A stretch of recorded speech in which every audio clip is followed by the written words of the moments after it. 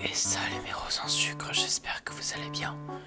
Ici Shox aux commandes de cette vidéo un peu spéciale, car comme vous le voyez, c'est un ASMR sur Minecraft, dans une petite bibliothèque sympa, encore en construction certes, avec un aquarium et tout, où je vais vous conter l'histoire du chef de la tribu.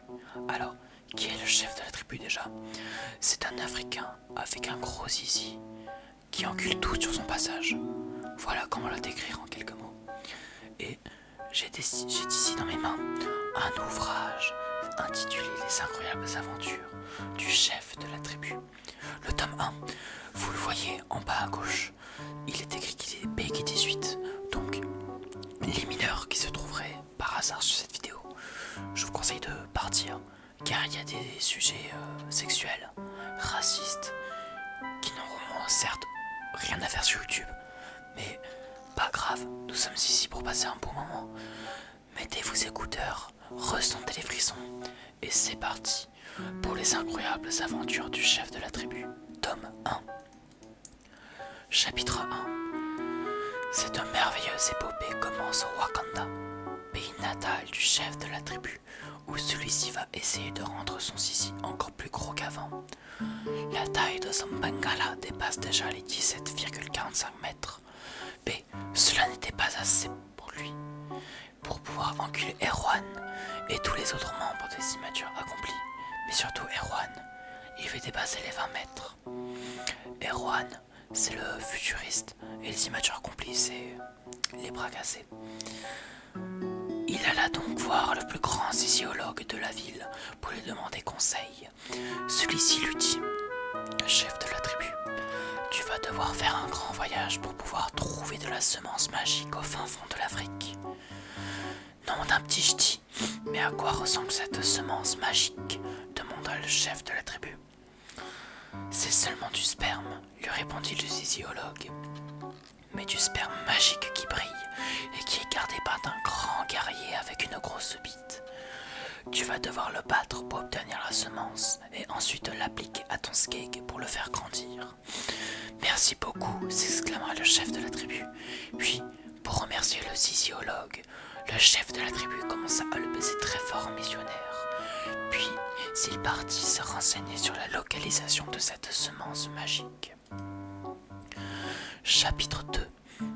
Le chef de la tribu alla tout d'abord voir le boulanger qui se trouvait non loin de lui pour lui demander: Salut Pazuzu, le boulanger, saurais-tu où se trouve la semence magique?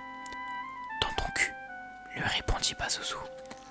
Ha ha ha, je vois que tu as envie de rigoler, Pazuzu. Approche, on va voir si ton cul va rigoler lui. Et tout à coup, le chef de la tribu mit Pazuzu à quatre pattes et commença à lui défoncer le bal trou à grands coups de bite. Ah oui, s'exclama Pazuzu. Continue de me pénétrer. Le chef de la tribu exauça son souhait en lui mettant toute sa bite en lui. Après 1 heure de plaisir, le chef de la tribu dit: je vais lâcher ton amour en toi. Et tout à coup, tel une explosion, le foutre du chef de la tribu gicla de partout. Ah oui, cria Pazuzu. Le chef de la tribu laissa le boulanger à terre avec les fesses toutes blanches et parta en se disant: je vais aller voir le laitier, il pourra sûrement me renseigner. Chapitre 3. Le laitier habite une grande maison au-dessus du village où il possède même ses propres putes, ce qui faisait languir le chef de la tribu. Cependant, sur le chemin, le chef de la tribu se fit interrompre par un chinois. Bonjour, homme viril, serez-vous où je pourrais discuter de bonneries avec des tiens? Le pauvre chef de la tribu n'y comprenait rien, car il a horreur des Chinois, et il ne comprit que ting ting tong. Il décida alors de dégainer son zizi et de le mettre dans la bouche du Chinois. Celui-ci se retrouve alors plus de 3 mètres en l'air, et le chef de la tribu cria: retourne dans ton pays, sale Chinois. Et il lança un énorme jet de sperme qui fit partir le Chinois jusqu'en Chine. Le chef de la tribu furieux alla ensuite continuer son chemin jusqu'à la maison du laitier. Chapitre 4. Le chef de la tribu était enfin arrivé chez le laitier. Il se présenta à sa porte et appuya sur la sonnette en forme de bite. Une pute lui ouvrit la porte en lui disant « Oh, vous devez être le chef de la tribu. Le laitier m'a beaucoup parlé de vous. Si vous voulez le voir, vous devrez d'abord passer par-delà toutes les prostituées présentes dans le manoir. » Il ne fallut pas un mot de plus pour le chef de la tribu pour que celui-ci commence à pénétrer la jeune femme par surprise. « Désolé madame, mais je n'ai pas beaucoup de temps. Je vais jouir dans chacune de vous au bout de 10 secondes. » Et s'ensuivit une longue bataille vaginale, anale et orale pour le chef de la tribu, qui encula dur sur son passage. Il recouvrit des salles et des salles en blanc, faisait gémir toutes les putes et se retrouva en face de la chef des catins. « Chef de la tribu, comme tu es fort, tu as réussi à baiser toutes mes spires et à garder ta bite aussi grosse qu'elle était au départ. J'espère que tu es prête, dit le chef de la tribu.